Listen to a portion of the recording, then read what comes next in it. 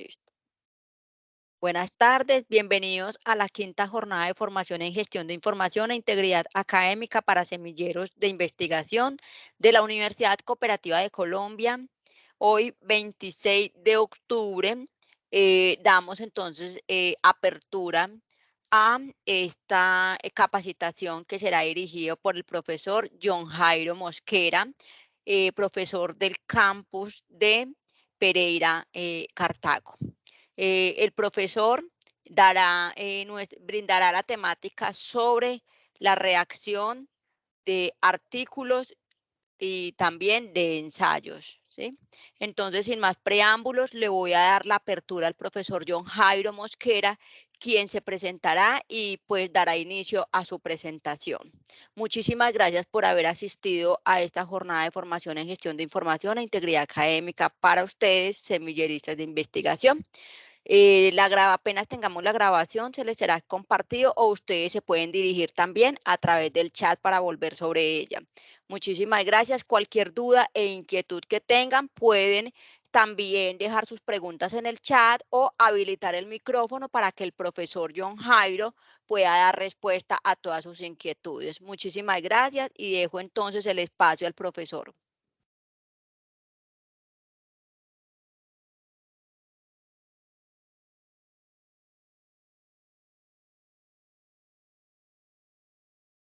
¿Me confirman, por favor, si están viendo la presentación? Sí, se ve. Gracias, mijo. Bien pueda, profesor, el espacio es suyo.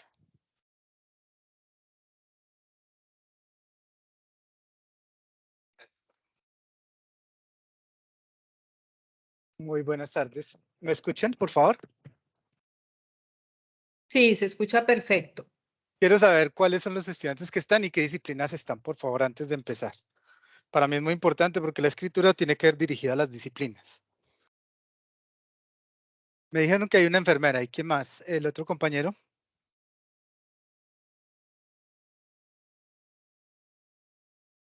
¿Brian? ¿Sí me escuchas, Brian? Bueno, listo. Pues lo primero es presentarme. Yo soy el profesor John Jairo Mosquera, licenciado en Español y Comunicación Audiovisual de la Universidad Tecnológica de Pereira, magíster en Educación de la Universidad Católica de Manizales y doctorando en Educación de la Universidad Cuauhtémoc de México. La temática que nos convoca hoy es una temática esencial para el mundo académico. Y es para el mundo académico porque hay que entender que la escritura es una tecnología de la lengua. Eso es lo primero que hay que entender. Es lo último que un niño, lo último que un hablante oyente primario, que es el niño, aprende. ¿Y por qué? Y hay que empezar con la esencia misma de la oralidad. ¿Y por qué ocurre eso? Porque el discurso lingüístico es un discurso vinculado a la experiencia del oral, primero que todo. No sale como una tecnología. No emerge ni siquiera en el cerebro. Bueno, ya. No surge, gracias, Carlos. No surge siquiera como el elemento final del proceso de enseñanza-aprendizaje en una lengua. No. Es lo último que se aprende. Y como es lo último que se aprende, tiene unos procesos. Y unos procesos que son complejos desde la niñez, pasando por la adolescencia y llegando directamente a la etapa de juventud. En lingüística general hay dos escuelas que compiten por la enseñanza de la lengua. La escuela gramatical, que se fija en la tecnología de la lengua, es decir, en la sintaxis, en la semántica. La sintaxis es el orden de las palabras. La semántica es el significado adecuado de las palabras dentro del contexto de escritura, etc. Esa escuela privilegia mucho la forma, ¿cierto? Y están los gramáticos heterogéneos o los gramáticos no ortodoxos que lo que más les importa es la construcción del texto desde el ser. Entonces, ambas escuelas tienen sus razones, pero en el proceso de escritura y en el proceso de aprendizaje de la escritura, la escuela heterodoxa, que es la escuela de los gramáticos más liberales, es la que tiene la razón inicial. A un niño, a un adolescente, a un joven, a un adulto, no se le puede enseñar una lengua desde la gramática. Porque si usted le enseña al joven, al adulto o al niño la lengua desde la gramática, lo está enseñando desde la tecnología, o sea, es decir, desde lo último que se debe enseñar. Entonces, por eso, cuando se enseñan lenguas extranjeras o segundos idiomas, es un fracaso rotundo el enseñarlos desde la gramática, o sea, desde la primera escuela. Es totalmente un fracaso. ¿Por qué? Porque se está yendo en contra de la naturaleza cerebral. Y al estarse yendo en contra de la naturaleza cerebral y del aprendizaje, la gente no es capaz de asumir la segunda lengua. Eso que pasa en la enseñanza de segunda lengua pasa exactamente en la escritura. Entonces la escritura tiene que ser vista como primero un elemento oral y por eso la conferencia está vinculada al ensayo. ¿Cierto? El ensayo, digamos que es una de las primeras fases de la oralidad y de la escritura que permite entender que siempre se transita del oral a lo escrito cuando se escribe. A Gabriel García Márquez le preguntan en una entrevista, maestro, ¿cuántas veces usted corrige una página? Y él dice, las que sean necesarias. Y tacho, las que sean necesarias. Es decir, que el ejercicio de la escritura, del tránsito del oral a lo escrito, requiere de disciplina, de trabajo, de un esfuerzo permanente. No es un acto mágico, no es un acto centrado directamente en la producción efímera del texto. Ya, yo construí un texto y ese es un gran texto. No. Requiere un trabajo. Y ese trabajo significa que usted sepa vincular los elementos gramaticales con los elementos léxicos, con los elementos de la lengua que están vinculados directamente a la construcción del texto. En palabras paisas, uno para poder escribir tiene que haber leído y tiene que tener fundamentos nociológicos o de conocimiento para poder hacer el proceso de transferencia del oral a lo escrito, es decir, escribir ciencia. Entonces, para escribir ciencia, y eso lo hago con los estudiantes de acá o de la maestría en lingüística, la tecnológica o de otras maestrías donde he estado, para escribir ciencia se empieza desde las mismas ideas de la oralidad, no desde las ideas de la escritura. Entonces, lo primero que uno va a hacer, si uno es un escritor que se enfrenta a un texto, es ubicarse en el género. O sea, yo quiero escribir sobre filosofía. La filosofía tiene unas características muy particulares. La filosofía parte de una tesis y a través de la tesis empieza a hacer enlaces argumentativos con otros autores y a dialogar en un proceso para probar la tesis. Eso es todo. El método es muy particular. Es complejo si usted se mete en los diferentes tipos de filosofía. Bueno. Ahora, como en el caso de las disciplinas no estamos hablando de la filosofía, cuando nos vamos a las disciplinas científicas, ellas tienen sus propios métodos. Cada una tiene sus propios métodos. Y en la clasificación epistémica que hay a nivel internacional, hay unas disciplinas que están más vinculadas al orden de lo técnico y que están vinculadas a la escuela, o sea, se forman en escuelas, la escuela de ingeniería, la escuela de medicina, la escuela de administración, son escuelas. Es decir, allí lo que se privilegia es el conocimiento práctico de la ciencia. Y el conocimiento práctico de la ciencia es cómo atender un paciente adecuadamente, cuáles son los procesos y procedimientos que se van a dar, cómo hacer ingeniería, cómo aplicar un puente, cómo aplicar matemática, cómo aplicar física a la construcción de puentes, etcétera, etcétera.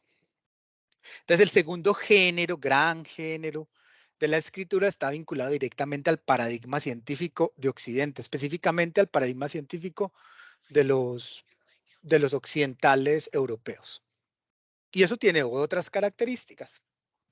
Ahora, si nos vamos a los otros géneros, entonces vámonos para la literatura. En la literatura hay otros subgéneros. Una cosa es escribir cuento, otra cosa es escribir cuento corto, otra cosa es escribir poesía oriental, otra cosa es escribir poesía española y así sucesivamente. Entonces la escritura tiene un mundo de géneros y subgéneros que tienen características específicas, pero todas se nutren de la filosofía. Entonces, a partir de eso, entender que el ensayo es el primer paso para la construcción de cualquier texto científico es fundamental. Y entender que la oralidad es el principio esencial de la escritura es, además de fundamental, necesario para poder aprender a escribir.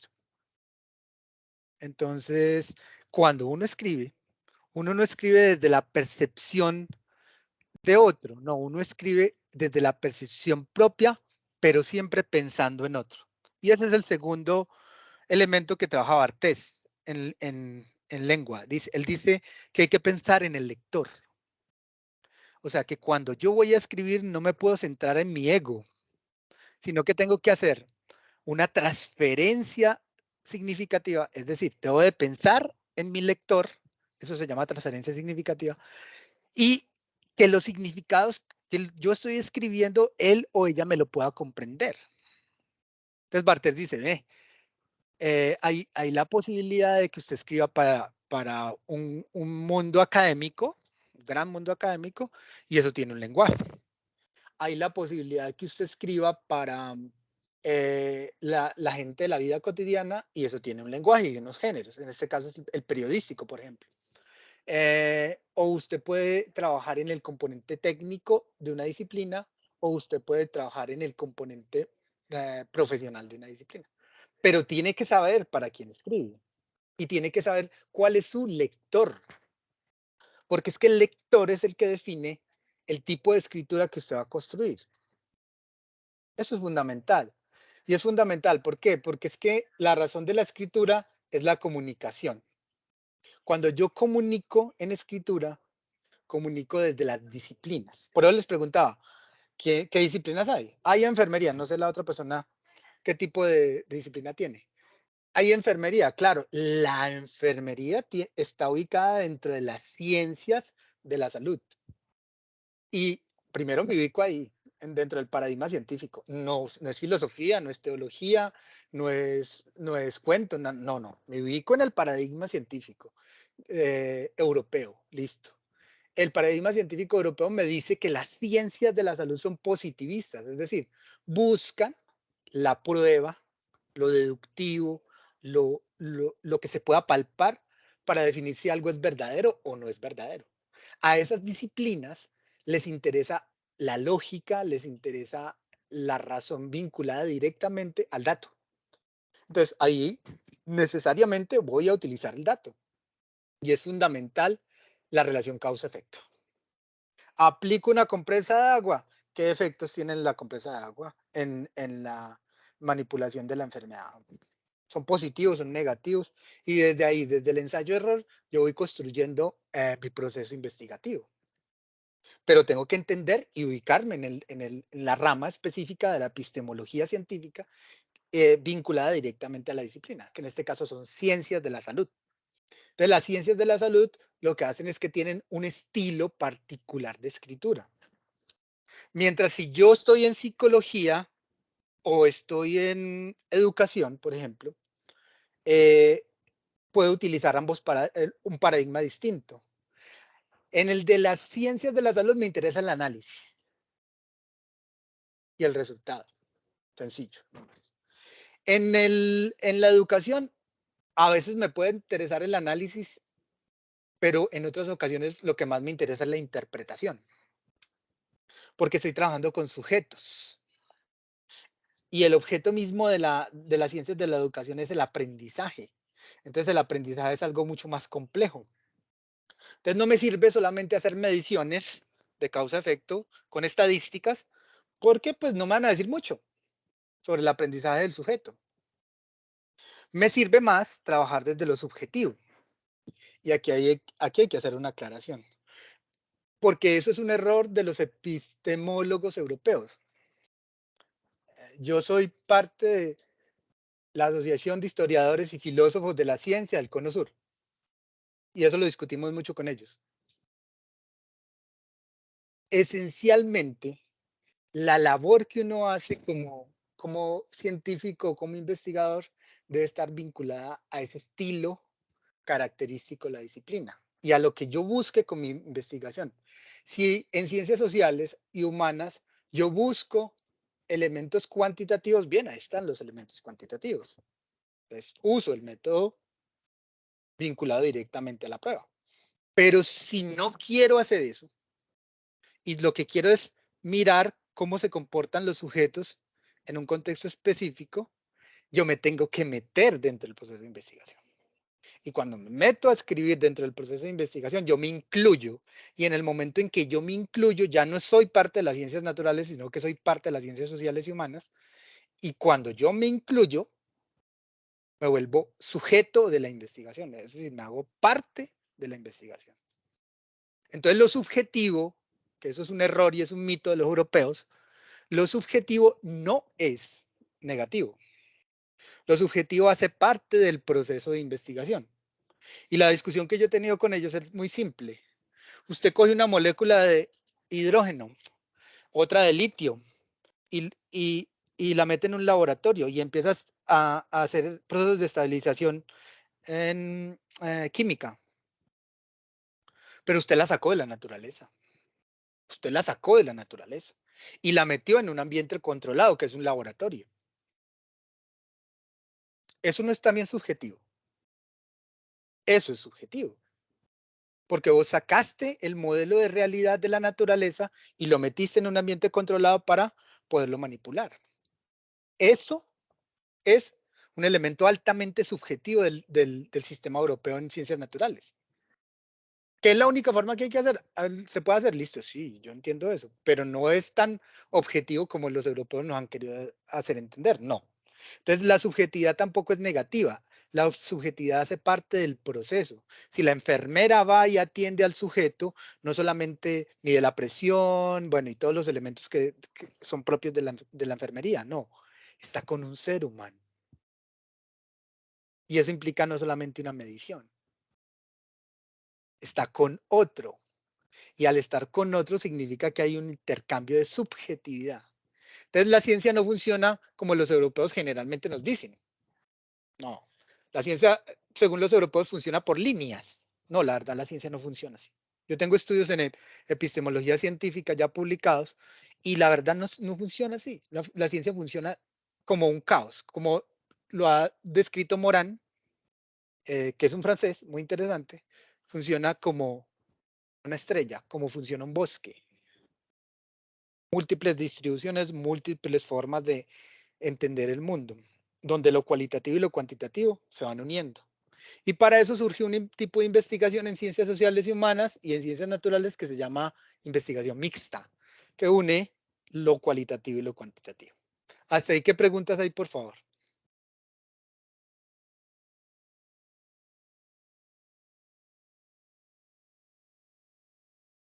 ¿Hay alguna pregunta?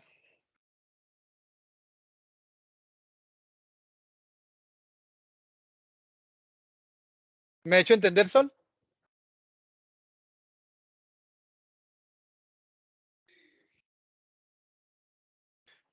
Bueno, muchas gracias, Sol. Entonces, desde esa perspectiva, el pasar de lo oral a lo escrito es tener en cuenta todos esos elementos que les acabo de decir. Entonces, ¿qué es lo oral? Lo oral puede relacionarse directamente con el símil del diamante. ¿Y qué es un diamante? Hay que saber qué es un diamante. Un diamante es un carbón presurizado, es carbón mineral presurizado por millones de años por la naturaleza. Eso es un diamante. Pero cuando uno saca el diamante, están las tres versiones de la fotografía.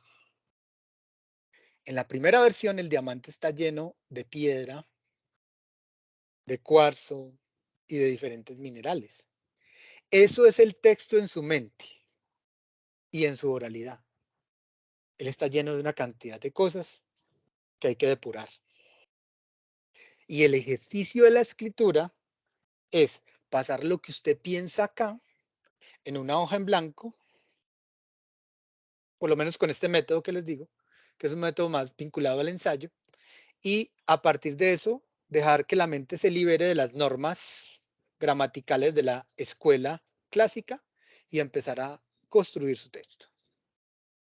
Ahora, eso es una forma, hay muchas formas. Está la forma gramatical, donde yo cojo cualquier libro, me siento, lo leo y empiezo a hacer deducciones, empiezo a hacer apuntes, también está bien. A mí no me gusta, pero pues cada uno tiene su forma de entender la escritura.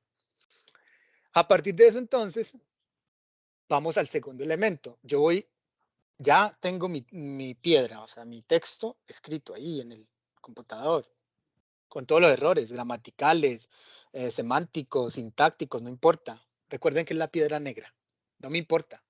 Lo que más me importa allí es que la esencia misma de la idea quede. Listo. Ahora paso al segundo elemento, que es la piedra que ustedes ven allí, que está sin localizo, sin los elementos que les acabo de decir. Esa piedra no está del todo pulida. Está como lo presenta la naturaleza y en el proceso de cincelarla, es decir, de limpiar la ortografía, de limpiar, de acomodar los conceptos, de mirarlos según la tesis que yo quiero plantear. Todo eso yo la pude dejar de esa manera. La pude dejar semibrillante, pero con un proceso natural. Es decir, cuando cogí el cincel, que es la gramática, cuando cogí el cincel, que es la semántica, cuando cogí el cincel, que son las disciplinas de la lingüística, quité. Pero en el proceso de quitar, también lesioné la piedra. Listo. O sea, habrán ideas, esa lesión de la piedra, ¿qué es? Habrán ideas que no van a quedar ahí, habrán ideas que sí van a quedar ahí. Eso es quitar y limpiar y pulir. Luego hago el tercer fenómeno de transferencia escritural, que es coger esto y vincularlo directamente a el ejercicio de la reflexión. Como estoy hablando del ensayo, yo les dije al principio que yo empiezo con una tesis, yo puedo hacer una pregunta-problema, puedo hacer una hipótesis y partir de esa pregunta-problema o de esa hipótesis. Y a partir de esa pregunta-problema y de esa hipótesis voy construyendo el discurso.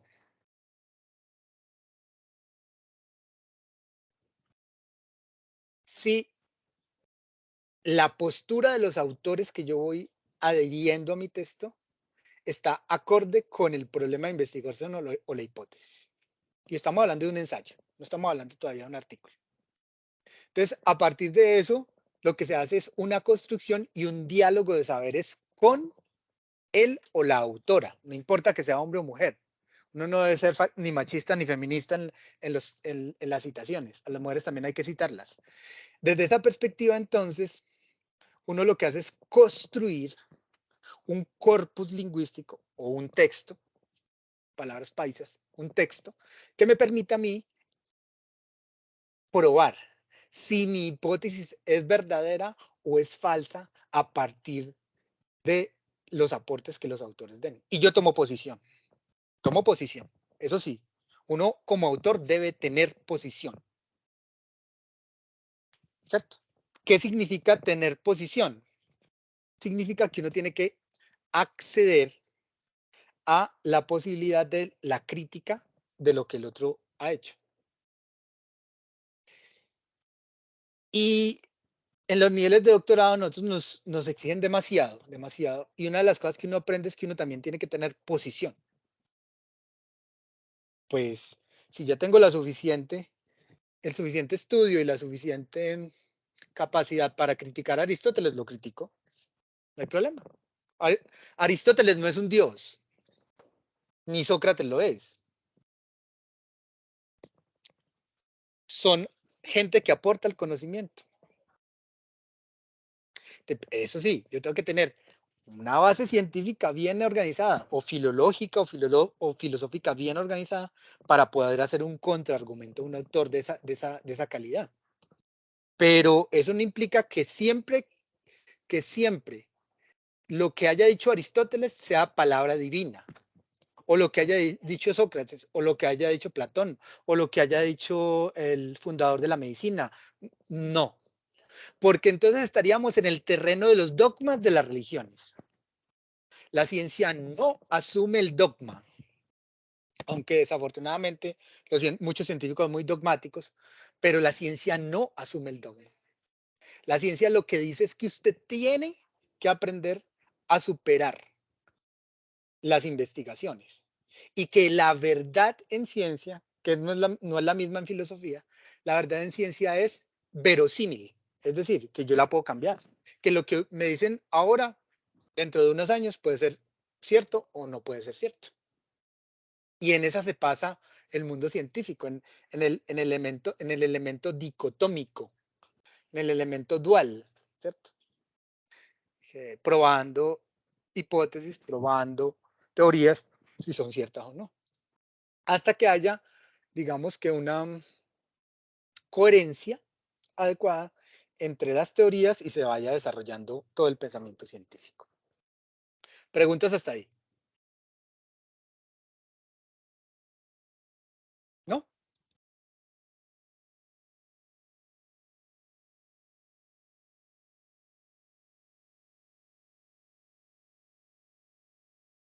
¿No hay preguntas?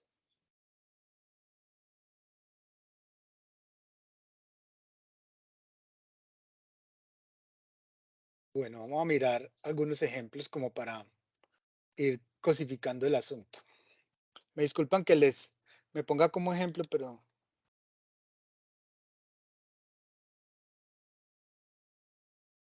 vamos a mirar. Este es un repositorio internacional en Europa.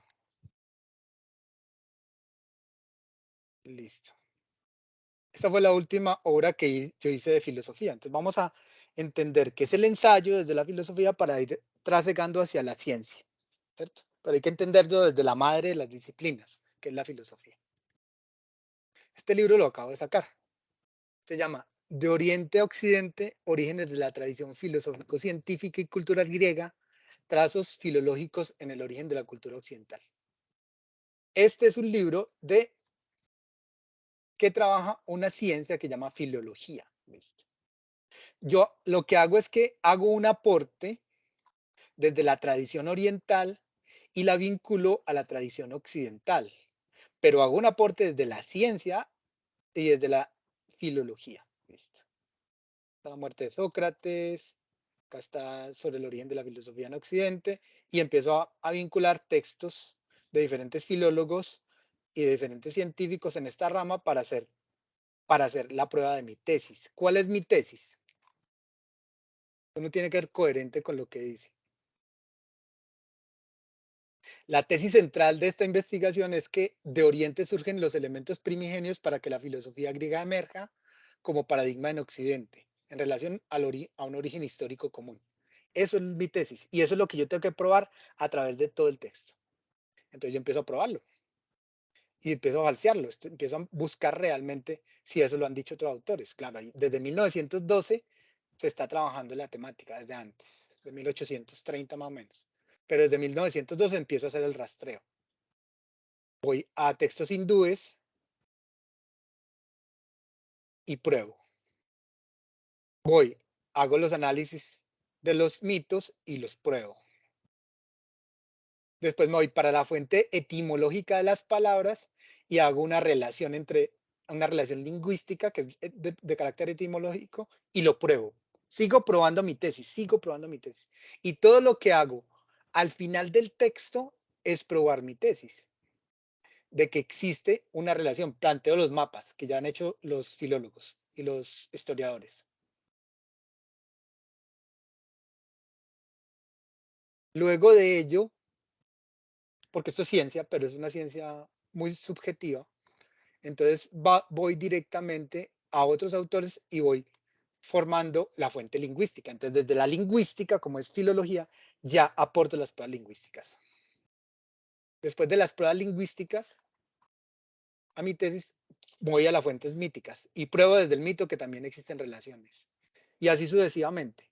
Al final de mi trabajo, es un trabajo que yo hice desde mi adolescencia, apenas se publicó ahorita, hace pocos días, yo le digo Aristóteles, pero después de haber hecho un trabajo desde los 14 años de formación hasta los 46 años que tengo acá.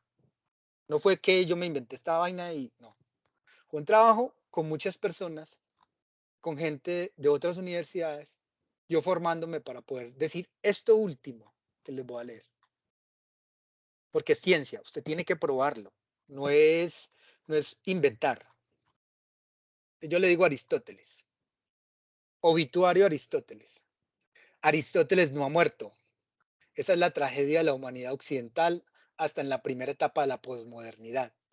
El paradigma de un solo individuo, una sola cultura, ha marcado la pauta en Occidente, sin que nos demos cuenta que existen otras formas de entender el mundo, de apreciar la naturaleza y de asumirnos sin la valiosa ayuda de este erudito griego.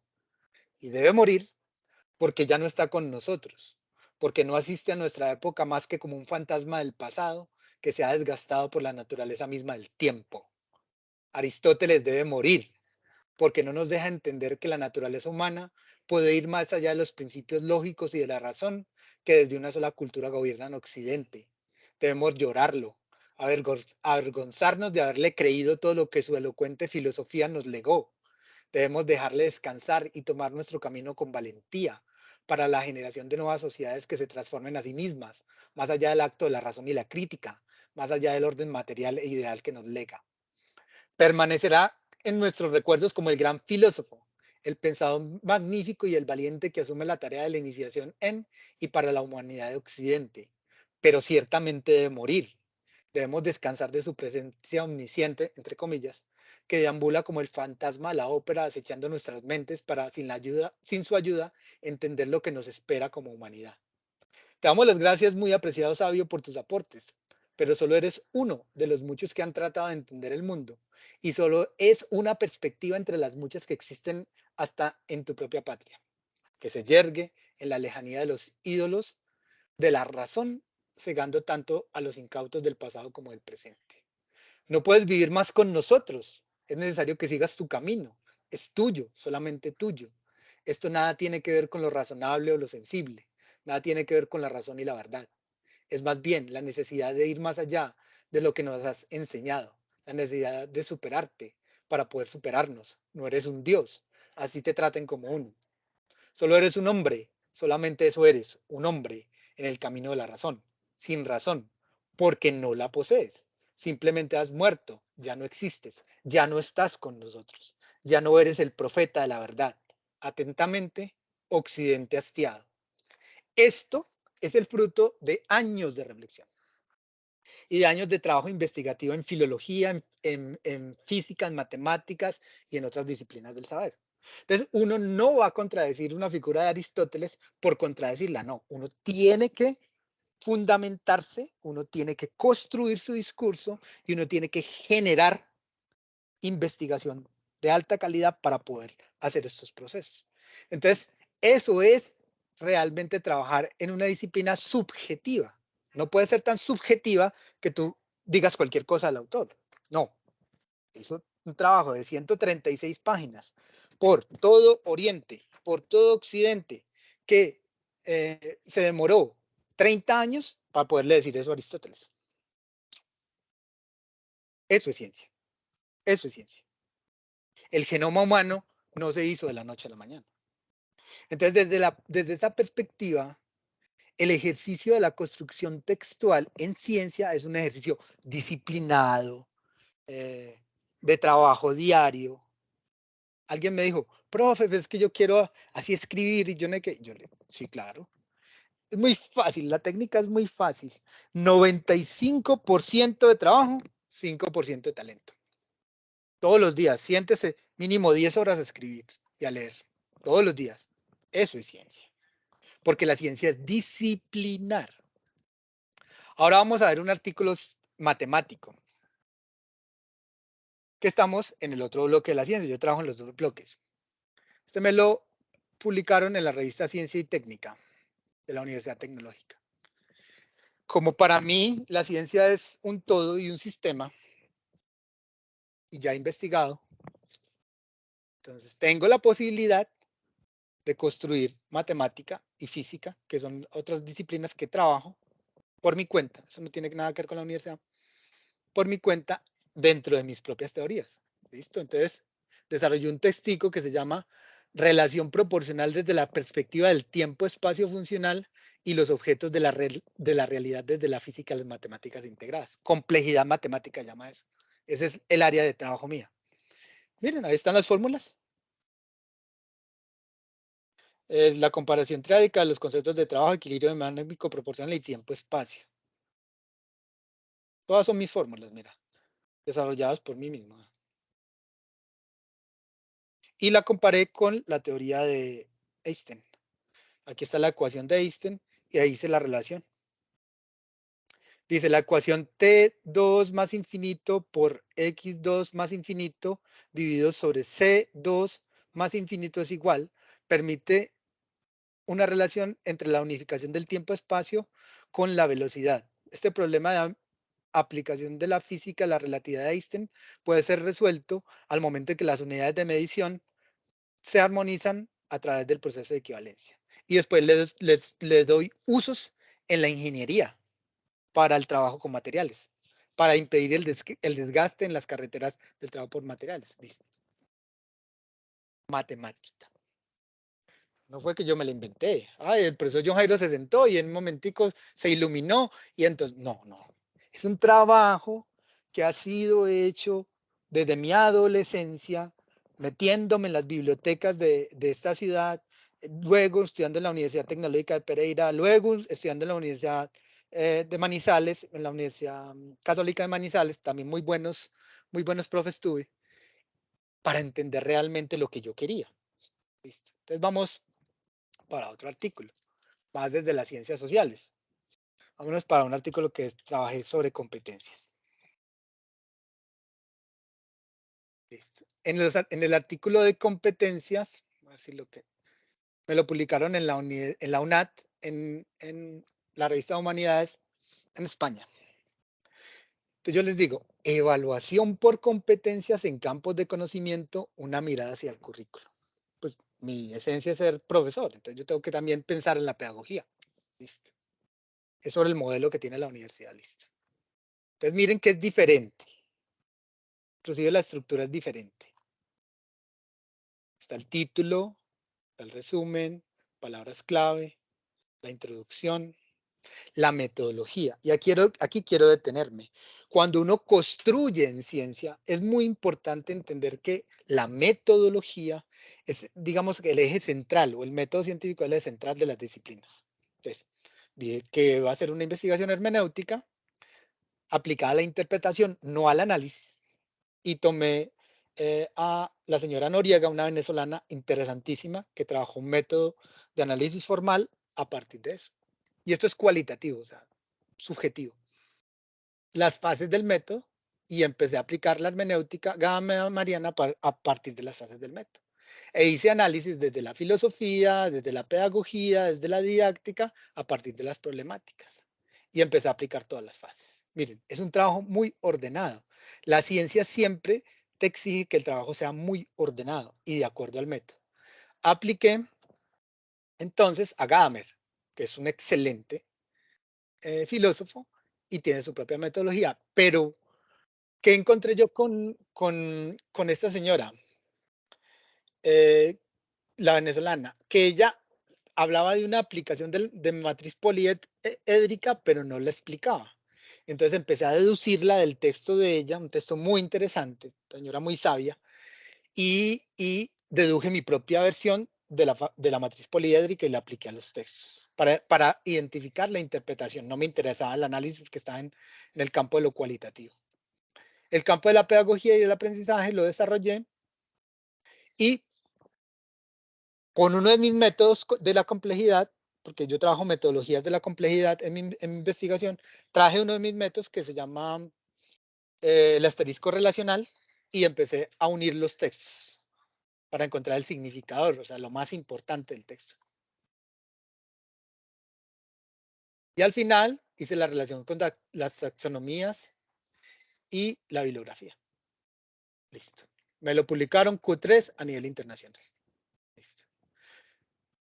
Ese es un trabajo muy interesante, pero es un trabajo que está más en el orden de las ciencias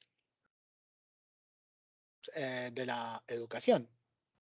Ok, vamos a mirar un último ya para que ustedes hagan las preguntas. Espérate que yo tengo mucho publicado, pero a ver si me acuerdo.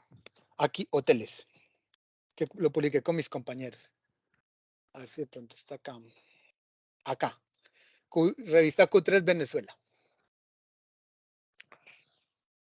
Lo publicamos con todos ellos. En este artículo yo participé más como la persona que apoyó la parte estadística.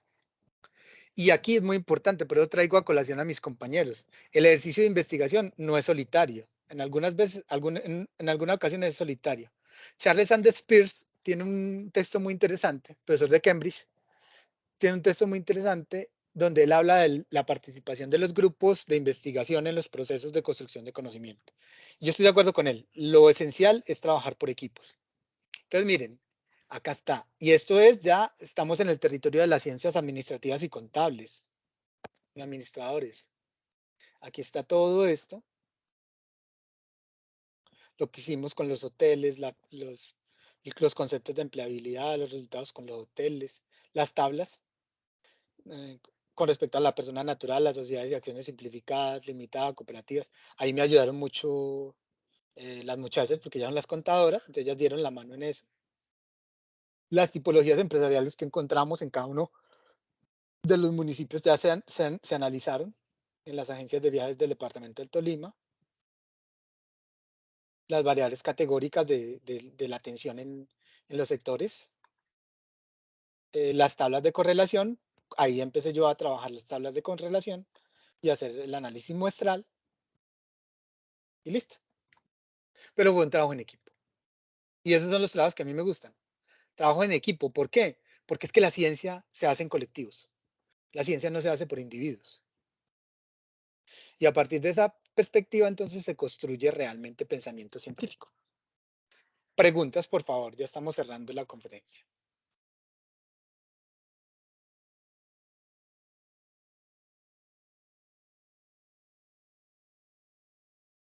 ¿Hay alguien tiene alguna pregunta?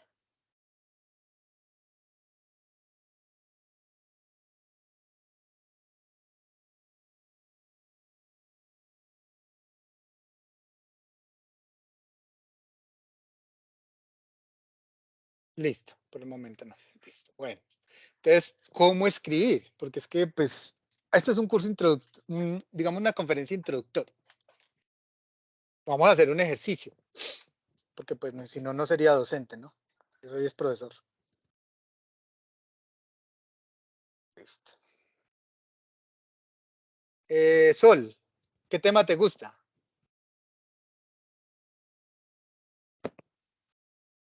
Abre el micrófono, porfa. Si puedes.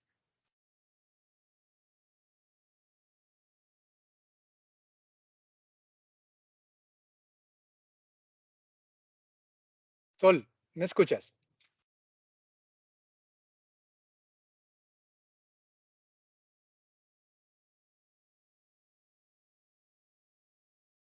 Bueno, vamos a hacerlo pues acá. A mí me gusta, por ejemplo, yo educador, por ejemplo, voy a trabajar una tesis. Y mi tesis va a ser que los niños no aprenden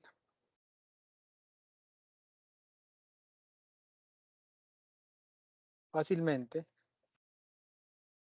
por factores hereditarios y por un contexto opuesto al aprendizaje. Es mi tesis. Yo planteo mi tesis. que si la tesis cambia o la hipótesis cambia, hay una diferencia pues entre tesis y hipótesis, pero eso es más de la teoría del conocimiento y no nos vamos a enredar. Es que si la tesis cambia en el proceso, no hay problema, porque estamos en ciencias sociales. Yo puedo construir al final mi tesis, puedo hacer una tesis inicial, puedo ir modificándola en ciencias sociales. Mientras que en ciencias naturales, yo tengo que construir e investigar tanto mi hipótesis que yo la pueda falsear. Que pueda decir, con los autores, con las estadísticas y con todo lo demás, ¿es cierta o no es cierta? Listo. Pero como estoy en ciencias sociales, me voy a relajar. Entonces, ¿cuáles son las categorías que tengo en mi tesis? Aprendizaje es la primera categoría que emerge.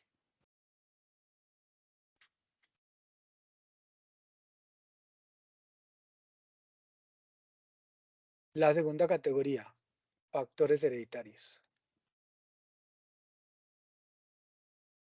La tercera categoría, contexto opuesto al aprendizaje. ¿Listo? 3 categorías. Ahora, ¿qué hago con las categorías?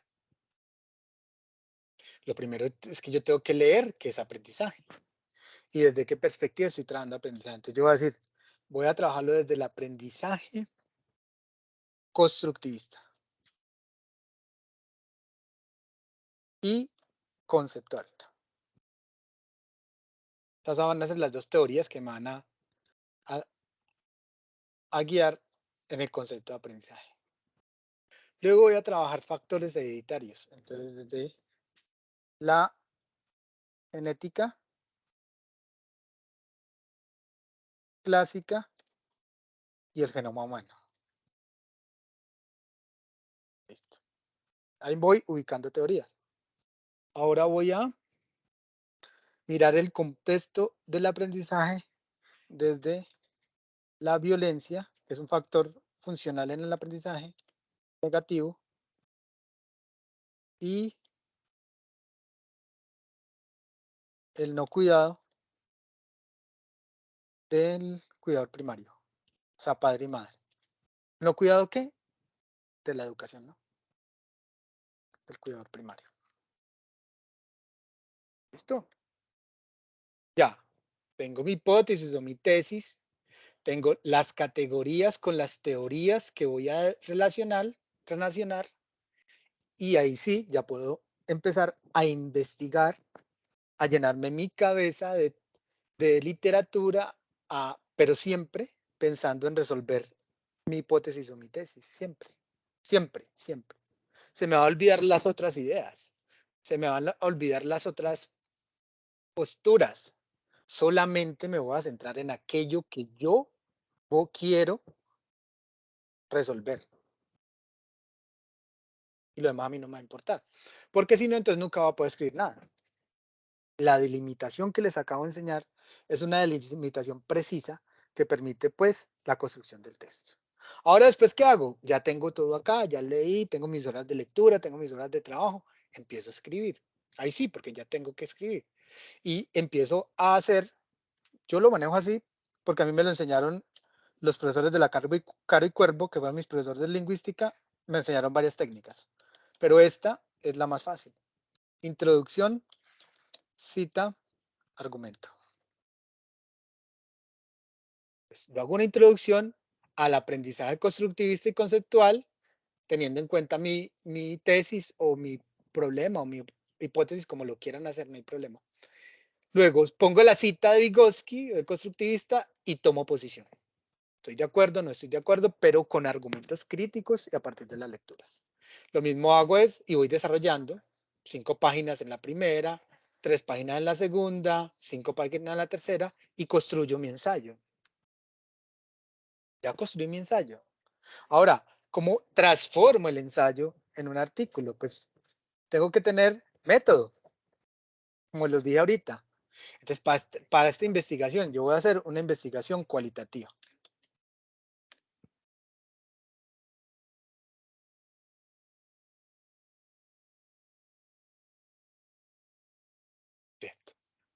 Y en la investigación cualitativa me voy a parar sobre la etnografía.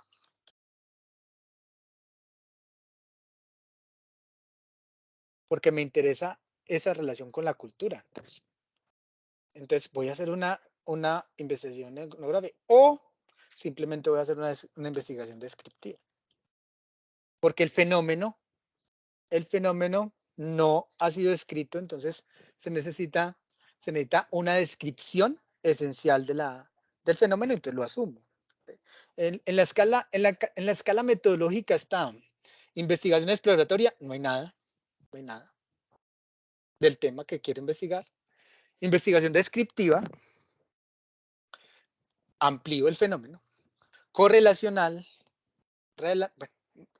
sigue la escala. Entonces uno escoge de acuerdo a cómo está el tema. Por eso es tan importante la lectura, para saber qué es lo que se ha investigado realmente. Y a partir de eso yo empiezo a aplicar, como les dije ahorita en los métodos, en los diferentes ejemplos, el método para poder construir un artículo de índole científico que tenga los parámetros esenciales de cualquier investigación. Y eso es lo que yo mando a la revista. Ahora, si yo voy a hacer una investigación descriptiva, porque hay dos tipos de investigación descriptiva, cualitativa o cuantitativa. Eso casi nadie lo dice. Todo el mundo dice que es investigación descriptiva cuantitativa. No, también hay cualitativa. Y tiene sus parámetros. Pero si yo voy a hacer una investigación descriptiva cuantitativa, ya estoy en el método cuantitativo y no cualitativo. Y eso ya tiene que ver con estadísticas, ya no con la observación directa del sujeto, sino con la medición de los parámetros, de las variables. En investigación cuantitativa se llaman variables porque yo las puedo cambiar. En investigación cualitativa se llaman categorías porque porque no pueden ser manipulables por mí. O sea, yo cómo voy a manipular el maltrato al interior de la casa de un estudiante. No puedo. O cómo va a manipular la neurosis social. No puedo. Por eso se llaman categorías. Porque se presentan tal y como es. En cambio, las variables implican que yo puedo hacer variaciones o cambios directamente en eso para poder, en esas variables que uno encuentra para poder transformarlas y falsear la hipótesis. Depende. O sea, usted tiene que ubicarse principalmente en los métodos. Si estamos hablando de ciencia, pues tienen que ubicarse directamente en los métodos y los métodos le dan a usted la posibilidad de ir entendiendo la dinámica real del artículo que usted quiera trabajar. Preguntas.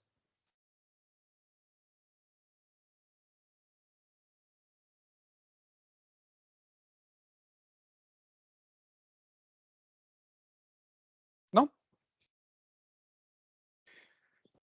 Listo, entonces creo que hasta ahí para una introducción de la escritura en ciencia es algo lo suficientemente como contundente. Espero que les haya servido. Muchas gracias. Judy.